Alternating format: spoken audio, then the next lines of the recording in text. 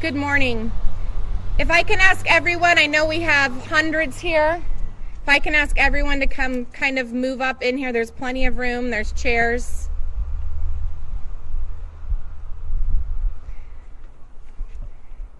You guys can be seated.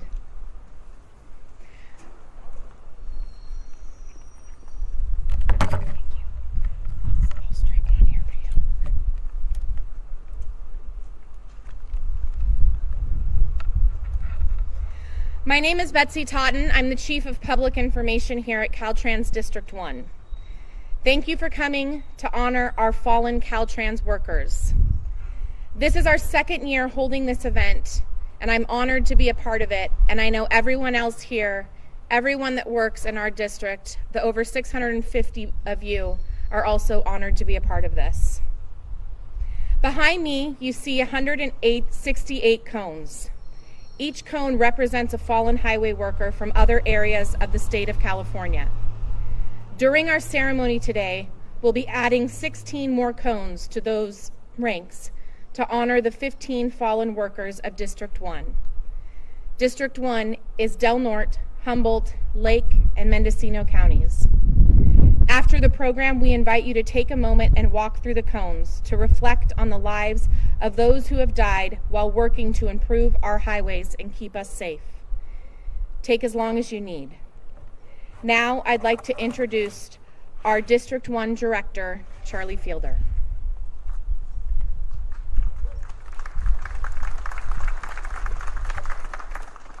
Thank you, Betsy. I'm Charlie Fielder. I'm the Caltrans District 1 Director, and I want to say thank you and give a shout out to the California Highway Patrol that's here as well. Coast Guard is also our here. Transportation partners, and also representatives from the city, county, and state agencies. We're here today to remember highway workers who gave their lives for the safety of the people of California. We do this event each spring with the increase in the highway work, and as you can see by the number of cones, there's actually going to be a total of 184 cones. That represents a number of Caltrans and Division of Highway workers that have given their lives during the course of the years for California. 16 of those, as Betsy said, are from our district alone. Public service is a noble calling, reflecting the ideals of community and service. Caltrans workers do a lot to keep the highways operating safely and efficiently. Our workers toil in rain, snow, mud, and fires. We blow up rocks to clear the roads, keep them from falling on motorists. We climb and cut hazard trees alongside the highway, and we scale steep mountains and climb hundreds of feet above the water to go ahead and paint and repair bridges. We work alongside high-speed traffic, work in confined spaces and culverts and tunnels, and we even scuba dive deep under the water to inspect bridge foundations, all to make the public safe. We build large-scale projects for a better, safer community for all users. That's cars, trucks, but also pedestrians and bicyclists. Just a few examples. This past year, July 2015, we lost a Caltrans bridge engineer, Oscar Vargas. Lost control of his Caltrans work truck after leaving a nighttime project down in Southern California, Imperial County on Interstate 8. It was really unfortunate, long-term, well-respected employee. He's gone. That's bringing our total to 184, and he'll be honored on May 4th down in Sacramento at the statewide memorial. We also have a lot of injuries and close calls. Example was a Caltrans civil engineer, Matt Crete, was heading to a project on Highway 36, just west of Susanville. He got in a collision with a tanker truck. Well, that ended really bad. He survived, but the recovery's slow, and it's been difficult on both him and his family. Another one last November, down in Southern California, Caltrans employees working, cleaning alongside the highway on State Route 91 in Long Beach when a resident came out of an apartment building and attacked him. He was stabbed 3 times in the head and 1 time in the hand. He survived, but his recovery is slow. We lose co-workers in the contracting industry as well. They're our partners out there, and they're very important in helping us accomplish our mission. One other example you might have heard about and seen some pictures, a near tragedy during the winter storms here down on Men One Coast. We had a mudslide, and it caught up with a Caltrans truck. Fortunately, we had a bridge rail on a side hill viaduct that was able to prevent that truck getting swept off the highway down a couple hundred feet to the beach. We were very fortunate on that close call. It just kind of highlights the risks that we face there. They're very real, and the work we do is very serious. 2014, 63 men and women died in California work zones. That included workers and motorists. Each year, on average, about 1,000 Caltrans vehicles get hit in a work zone. That's almost 3 a day, and we've had our share here on the North Coast. So today, we pay respect to all the fallen highway workers of California, Caltrans and contractors. It really hits home for those that we've known and worked with. And we also want to let you know that we make significant efforts to improve the safety for our workers and for the traveling public. We have a robust safety awareness program. We have laws such as Move Over to protect the highway workers and the California Highway Patrol. If you see flashing lights, you move over. It's the law. Thank you. So we have safety policies as well as no personal use of cell phones in the work zone. Working together with our partners at CHP and with you. Safety starts with you and with me. It's up to us to do everything we can to make for a safe workplace. Look out for each other. Each day presents a new risk, and we want to be able to do our work and be able to arrive home safely at the end of the shift. It's up to us to do everything we can to make sure that we look after each other. I want to thank you for being here today, and I'd like to go ahead and call Weldon Haley up. He's our North Area Maintenance Superintendent. And Weldon's going to go ahead and talk about some of his personal experiences working in field maintenance. Welcome, Weldon.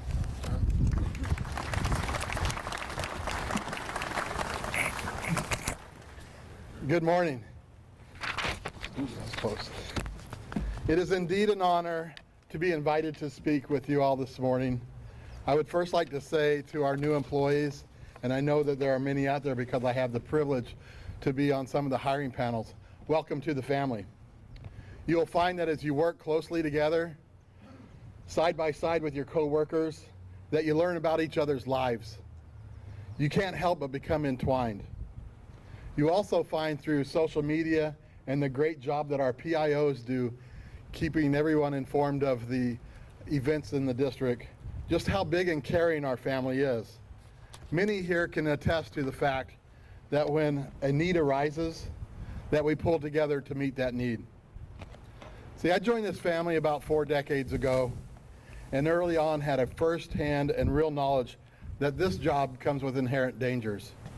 As a permanent intermittent employee, I had the privilege to work with a great operator who unfortunately is represented by one of the cones here this morning.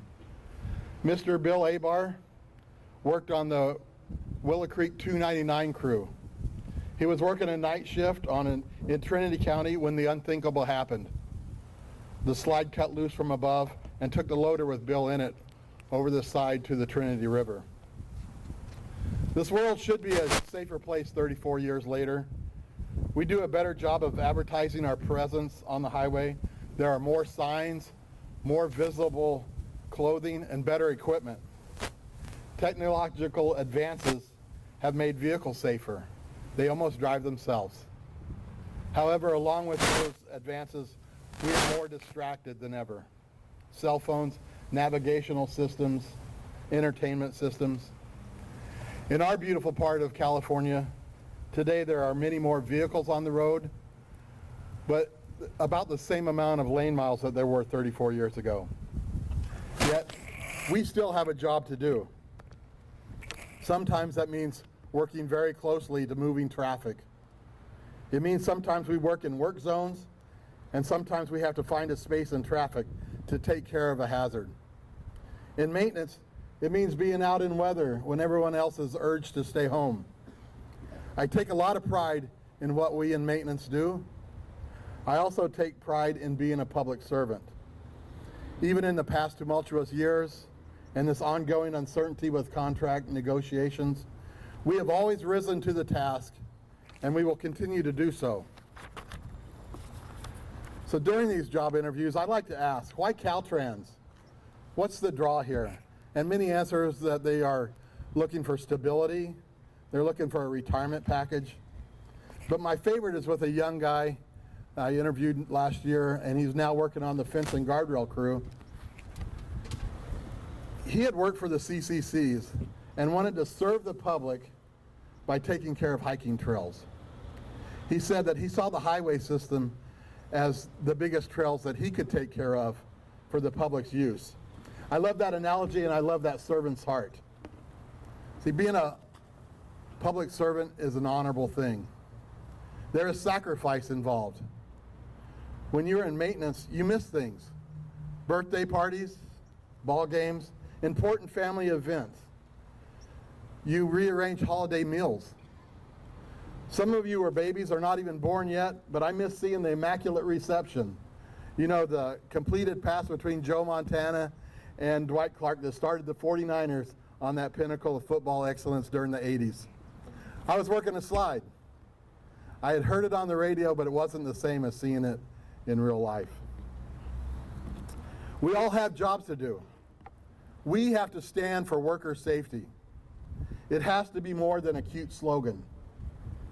It is one of our core principles, and we need to make sure that the message of Caltrans worker safety is carried to all of our customers, whether they are the traveling public or our partnering resource agencies. Worker safety has to come first.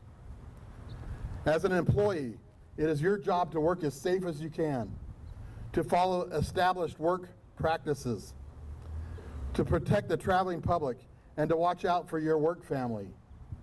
If we don't watch out for each other, who will? As a lead worker, it is your job to make sure that safety policies and procedures are being followed at all times, that the work zone is as safe as you can make it, and that the area is in a safe condition when we turn it back over to the public. And if you are a supervisor, it is your duty to promote safety at every opportunity, to instill in your crew a positive safety attitude, to make sure that your crew has the tools to do the job safely, and to not take the easy road when confronting a safety issue. And to management, it is your job to foster new approaches to safety, to constantly think, how can I make things safer for those that work for us? What can we do to not ever have to make that visit to someone's home with the worst possible news? I so appreciated last month's call from Traffic Safety asking for input. See, they were looking for worker safety projects, things that they could put out there to make our jobs safer. So thank you to Dave Morgan and your team. And as a family member, it is all of our jobs to come home to our families at the end of each and every shift. I implore you to do everything you can to be as safe as possible. I have seen and felt the heartache of losing a loved one, and you are needed. In closing, I would like to put my spin on something that has been going around the last couple of years. It is about your hard hat. We know that your hard hat isn't probably going to be that one thing that saves your life out on the highway, but it can be a safety triggering mechanism for you. So here's my spin. You are all safety superheroes. And just like all good superheroes, there is a trigger that changes you. Superman had a phone booth. He went in as Clark Kent, came out as Superman. Wonder Woman had to do this certain twirl. And the Hulk had to get really angry. So you, my friends, put on your hard hats. And when you do that, that brings out superpowers in you. You now have a heightened safety awareness. The things that capture your mind just seconds before fade away as you become more keenly aware of the hazards that come your way. You now possess a boldness that you might not have normally had that allows you to tell that gruff cold worker, hey, that's not safe, or get your safety gear on. As I look out in the crowd this morning, I see a lot of superheroes. Everyday people who work safe, keep their Caltrans family safe, as well as those who use the highways. So today, commit to being a super safety hero. Your family needs you, your friends need you, and the people around you right here need you. At this time, I'd like to turn the podium over to Dan Ramirez, our district maintenance manager.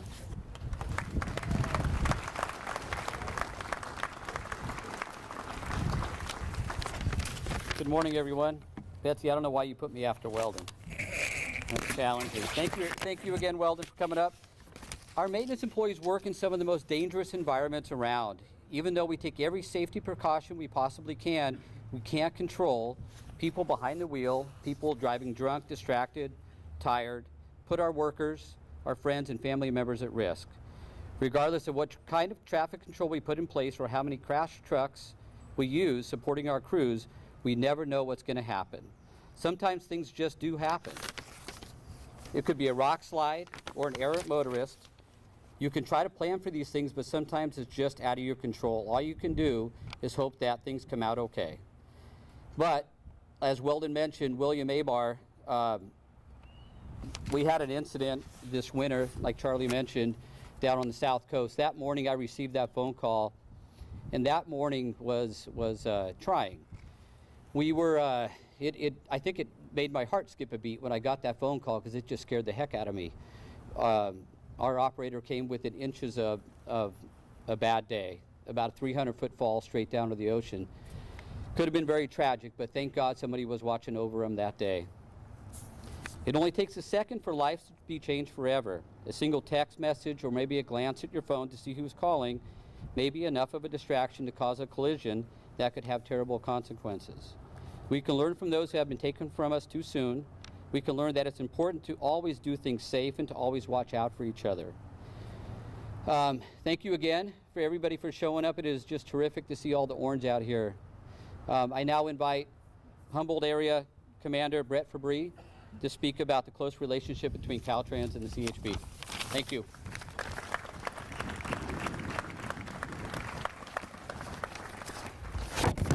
Thank you, Dan. What a beautiful morning to honor and remember. Good morning, everyone. My name is Brett Fabry. I'm an area commander for one of the 5 CHP commands that works in partnership with Caltrans District 1 to provide the highest level of safety, service, and security to the people of California. I'm truly honored and humbled to be here today as we remember and honor those who have tragically lost their lives building, maintaining, and operating California's world-class transportation system. As I was preparing for today, I had to pause for a moment of reflection for the 184 workers that have lost their lives, 16 in this district since 1927. This loss of life really hit me. And then I thought about the 226 CHP officers who have lost their lives performing their duties since 1929. These numbers are so similar, yet they shouldn't really be close at all.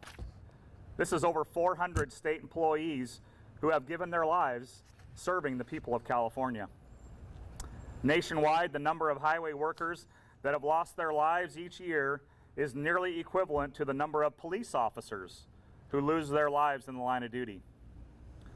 I was astounded and humbled by this senseless loss of life. All CHP officers prescribe to a code of conduct, which has a distinct line that states, "If necessary, I will lay down my life rather than swerve from the path of duty." Every uniformed CHP member has taken this oath, and we are expected to live by this oath. However, in contrast, we don't and we shouldn't ask a highway worker to lay down their lives in their profession. Yet they have lost their lives nearly as frequently as our uniformed members. And quite frankly, it's unacceptable. These are tragedies that touch family, friends, and all of us here today. Each one of you can remember where you were or what you were doing when you got the news that a highway worker, a fellow co-worker, or a friend lost their life. We remember the most recent deaths of Robert Jones, Sean Baker, Daniel Broski, and the 13 others from this district that lost their lives. I have those same thoughts, and I remember the people I knew personally that lost their lives as CHP officers. We are all aware that the greatest danger to highway workers is the errant driver. The CHP was reminded of this last month when Officer Nathan Taylor was tragically struck and killed by an errant driver while assisting the public. This could have been a highway worker doing what Officer Taylor was doing, serving the public, assisting a motorist. We use this word errant, and Dan Ramirez said it also, but it's more than an errant driver. It's a distracted driver. It's a drunk driver. It's a frustrated driver. It's a driver that has ignored the signs and signals that a highway worker is up ahead. These are the same dangers that CHP faces each and every day with you.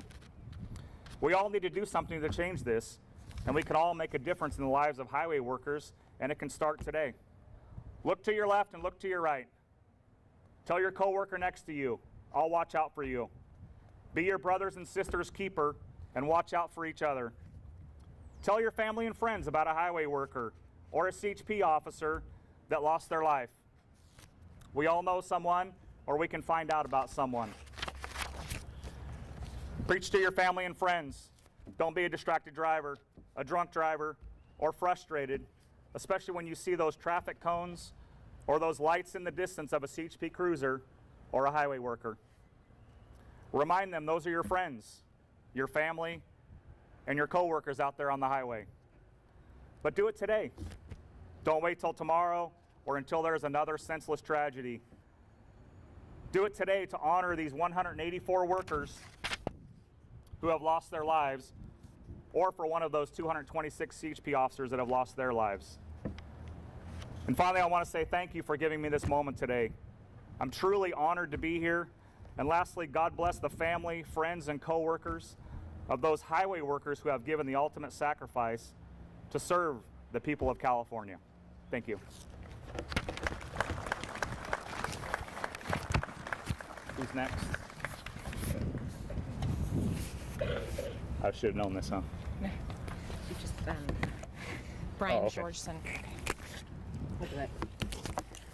I'd now like to introduce Brian Georgeson and Marty Sills.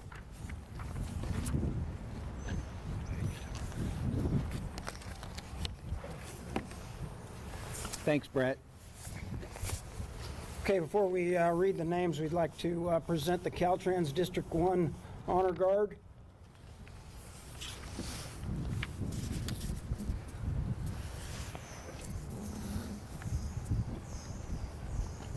It's gonna blow away, huh? It will.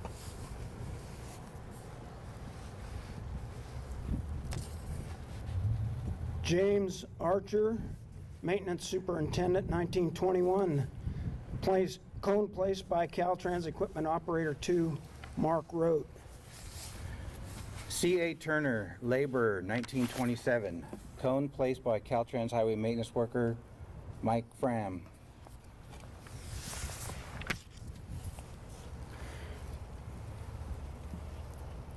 Ernest Hams, Equipment Operator, 1944. Cone placed by Caltrans Highway Maintenance Lead Worker, Tom Costa.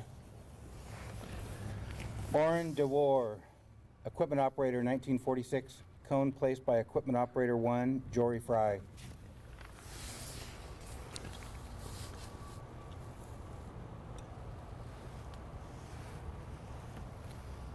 Weldon Edgman, Equipment Operator, 1946.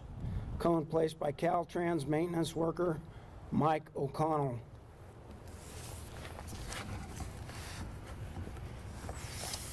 Donald H. Jacobs, Equipment Operator, 1953. Cone placed by Ukiah Maintenance Supervisor, Carol Petch.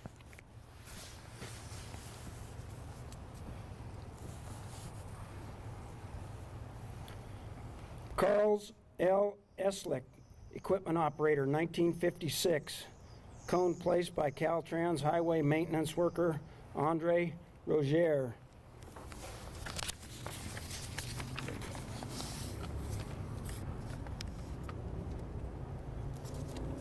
George M. Leatherwood, Senior highway engineer, 1957. Cone, placed by North Area Construction Manager, retired Susan Tappan.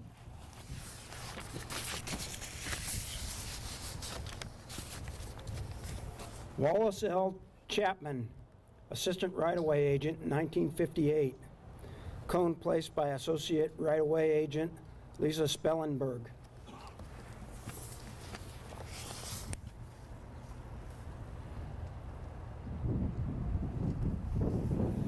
George W. Stavage, maintenance worker, 1964. Cone placed by Special Crews Maintenance Superintendent Paul Johnson.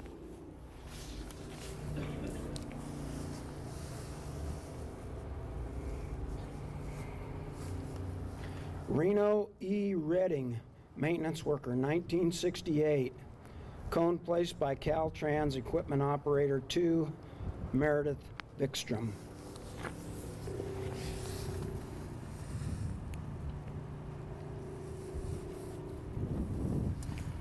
Stanley W. Gordon, maintenance worker, 1969.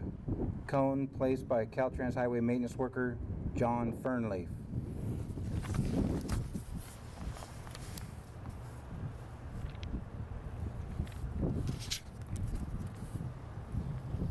Darrell M. Tallman, maintenance worker, 1969.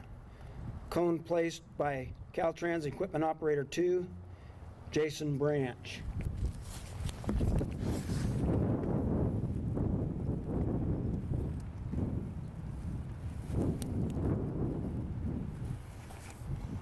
Arthur L. Boone, maintenance worker, 1972. Cone placed by Caltrans Equipment Operator 2, Ryan McKenzie.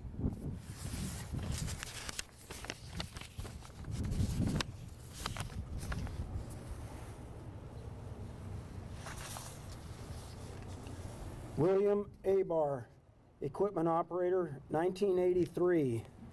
Cone placed by North Area Construction Manager, Cone placed by Caltrans Equipment Operator Kevin Pratt.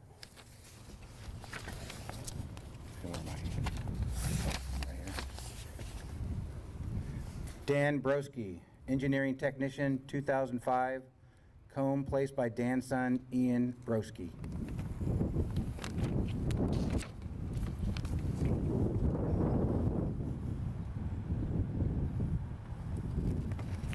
Please join us in a moment of silence.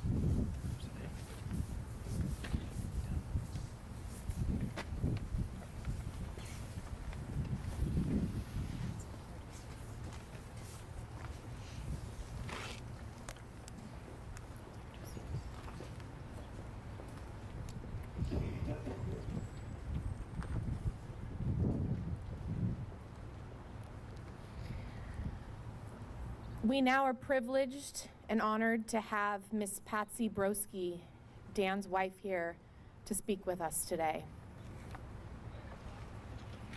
Thank you, Betsy. Good morning. Oh, I'm taller. You are tall, aren't you?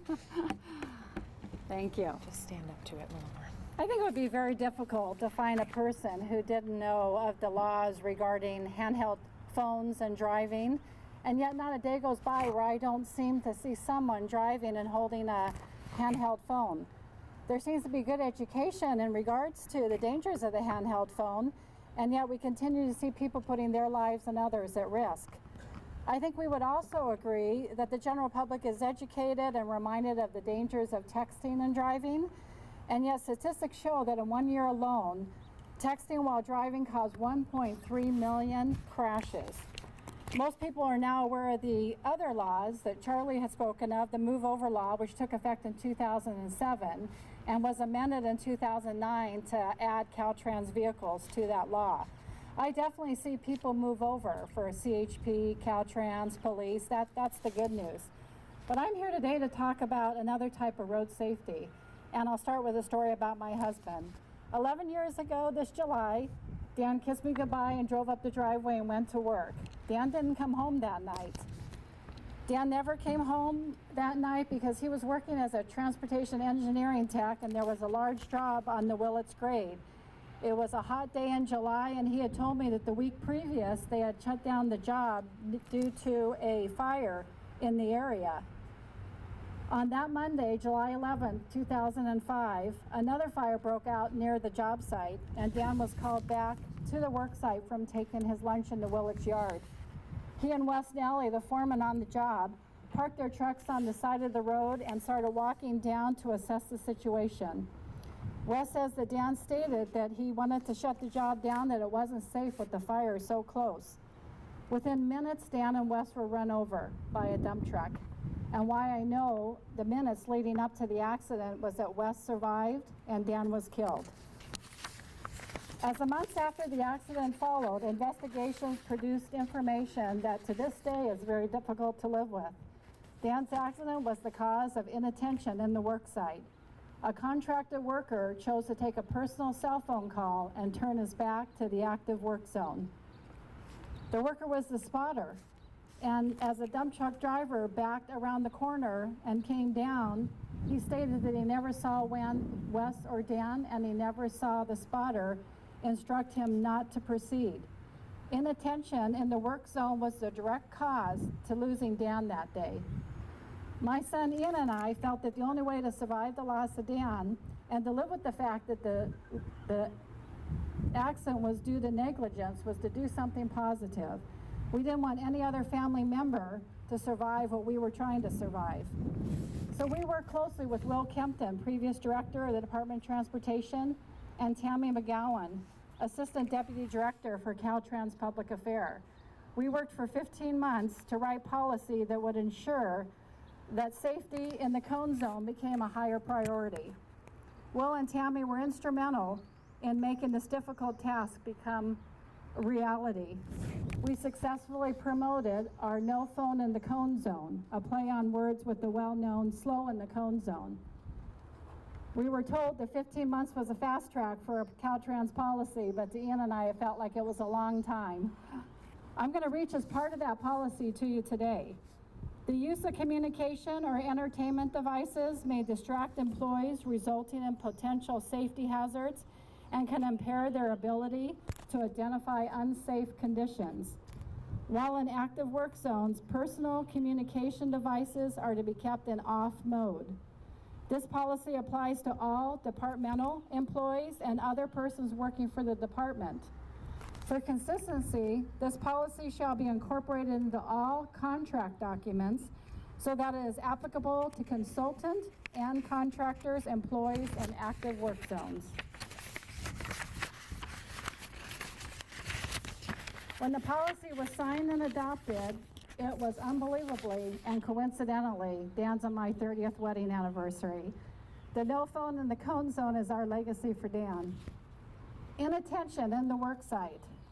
Do we promote enough the importance of the highway worker looking out for each other? Do you do everything you can to make sure that you and your coworkers are in a safe zone when in the cone zone? Do you have your coworkers back? Please pay attention in the active work zone. Please take care of your fellow employee. Be totally present in your job. When Ann and I go to the Caltrans Memorial in Sacramento every year, we always hope to go to a ceremony where no new cone is placed in memory of another Caltrans worker's death. I wear our blue No Phone in the Cone Zone wristband today in honor of all of you and in memory of Dan. Please don't use your personal cell phone when in the cone zone. Be vigilant to make sure you and your coworkers' safety is of utmost importance.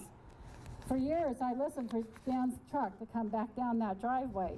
Be the Caltrans worker who gets to go home to your family every night. Please be safe and never take for granted the dangers of your job. Thank you.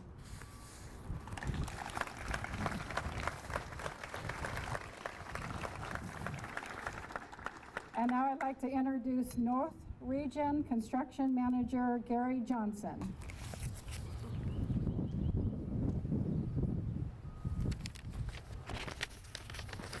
Good morning. Thank you for being here today. My name is Gary Johnson and I am the construction manager for District 1. Highway construction is considered to be one of the most dangerous occupations in the United States, if not in the world. When we work within our construction zones, one of our biggest concerns is keeping traffic moving safely and efficiently, even when it's in close proximity to our Caltrans employees and contractors, workers. When something happens to the people we work with, it is emotional for all of us. The tragedies we have experienced 16 times here in this district are unnecessary. We must continue to prioritize safety for our workers, contractors, and the traveling public within our roadway construction and maintenance work zones. We always continue to protect our highway workers and contractors. However, we cannot control the behavior of drivers. Drivers need to slow down, watch out for highway workers, safely move over when passing our work crews. Some of the main reasons we need to look out for one another.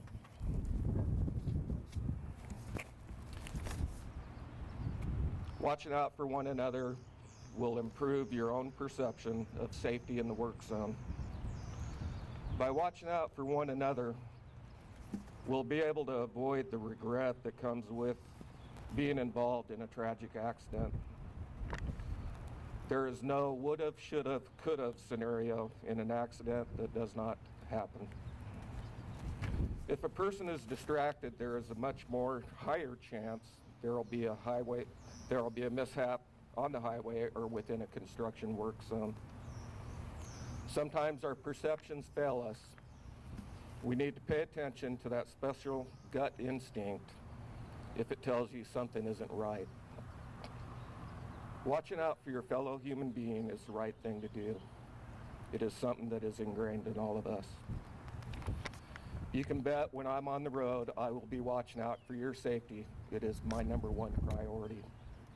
All I ask in return is that you return the favor for myself, your coworkers, our contractors and their workers, and the traveling public. I'd like to turn the podium over now to Mr. Mark Sekonic, our District 1 Deputy Director of Maintenance and Operations, and he's going to be talking to us this morning about what family means to us here at Caltrans. Thank you.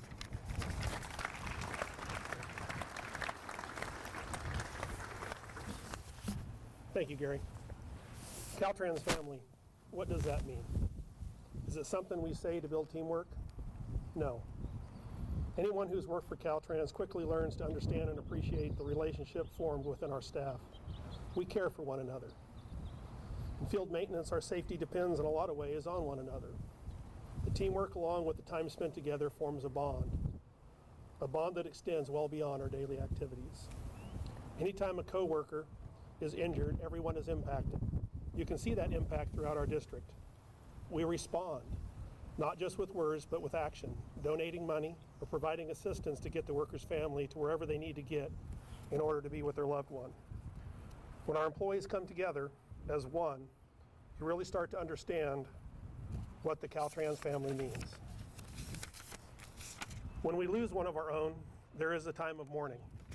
But while we feel the loss of a Caltrans family member, we understand that the worker's family goes through is much harder. Please take a moment to imagine getting that phone call, the one call we hope we never get, the call that a loved one has been seriously injured or killed while working to provide for their family, working to put food on the table that they will never sit at again, to buy cleats for the children whose games they'll never be able to watch, or to pay off the home they plan to live in for years. That is the reality for too many of our fallen workers' families. We ask you today to remember those who are no longer with us. Look at the cones behind me and think about the families and the terrible times they've had to endure, how drastically their lives were changed by that one event that took their loved one from them. Please help us spread the message about work zone safety. Adding another cone means another family will have been changed forever, and that's not something we hope to ever have to do again. Thank you. I'd like to introduce our final speaker, Garberville Maintenance Supervisor, Kate Michael.